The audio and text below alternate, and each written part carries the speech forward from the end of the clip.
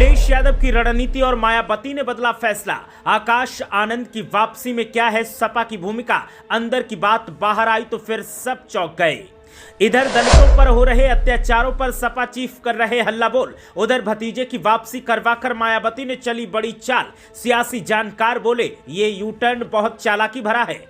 जब आकाश पार्टी से निकाले गए तो नहीं लगता था कि मायावती फैसला वापस लेंगी, लेकिन अखिलेश यादव के एक कदम ने पलटी मारने को मजबूर कर दिया। जरा क्रोनोलॉजी तो समझिए।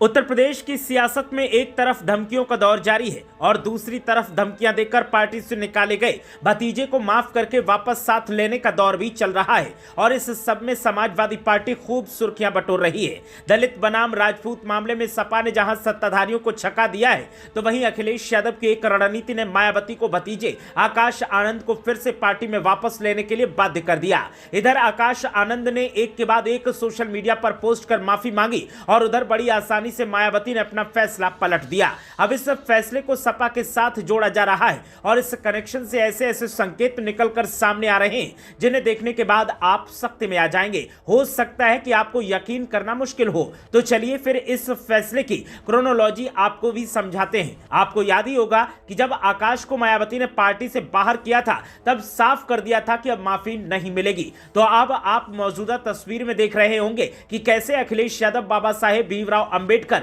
और दलितों के मुद्दे पर मुखर हो रहे हैं। शायद आप अब भी नहीं समझ पाए, तो चलिए आपको बेहतर शब्दों के साथ समझाते हैं। बीएसपी सूत्रों का कहना है कि जिस दिन आकाश आनंद को हटाया गया था उसी दिन से उनकी वापसी की कहानी लिखनी शुरू हो गई थी। दरअसल मायावती पार्टी में अकेली पड़ती जा रही थी। पार्टी कैडर भी आकाश को लेकर लगातार दबाव बना रहा था। बीएसपी सूत्रों का कहना है कि सपा लगातार बीएसपी और उसके कैडर में सेंधमारी कर रही है। सपा और बीजेपी बाबा साहब भीमराव अंबेडकर को लेकर काफी अग्रेसिव राजनीति कर रहे हैं। ऐसे में मायावती को भी आकाश की जरूरत महसूस हुई। उन्हें लगा कि पार्टी का निराश कैडर चंद्रशेखर या सपा बीजेपी में न चला जाए। ऐसे में आकाश को वापस लाना ही अच्छा ऑप्शन था।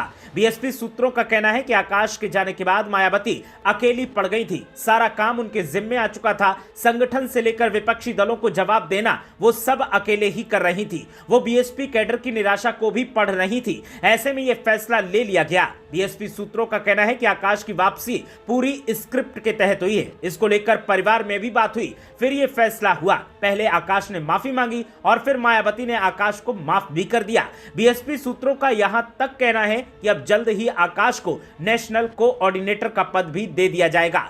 अब पद मिलेगा या नहीं मिलेगा वो तो वक्त बताएगा, लेकिन इतना तो तय है कि मायावती को बीजेपी से ज्यादा सपा से खौफ सता रहा है और उन्हें लगता है कि उनका वोट बैंक फिसल रहा है और कब्जा सपा करती जा रही है। ऐसे में उन्होंने अपने ही फैसले को पलटा है और आकाश को वापस खुशी खुशी बाहों से स्वागत करते हुए पार्टी में शामिल कर लिया है। आकाश आनंद की वापसी से मायावती को उम्मीद ये जगी है कि आकाश के पार्टी में फिर से आने से कैडर मजबूत होगा, पार्टी की छवि सुधरेगी और पार्टी की पोजीशन को भी मजबूती मिलेगी। आकाश आनंद मजबूती के साथ पार्टी के पक्ष को लोगों के बीच रखते हैं, जनसभाएं करते हैं तो वहां भी मजबूती के साथ भाषण देते हैं और युवाओं के बीच में लोकप्रिय हैं। युवाओं की ताकत पार्टी में बड़ा बदलाव ला सकती है और इसीलिए युवा वोट बैंक को और ज्यादा मजबूत करने के लिए मायावती ने आकाश आनंद को फिर से पार्टी में बुलाया है। देखना यह है कि आकाश आनंद की वापसी से मायावती कितनी मजबूत होती है, बीएसपी कितनी मजबूत होती है। और देखना यह भी दिलचस्प होगा कि 2027 को लेकर के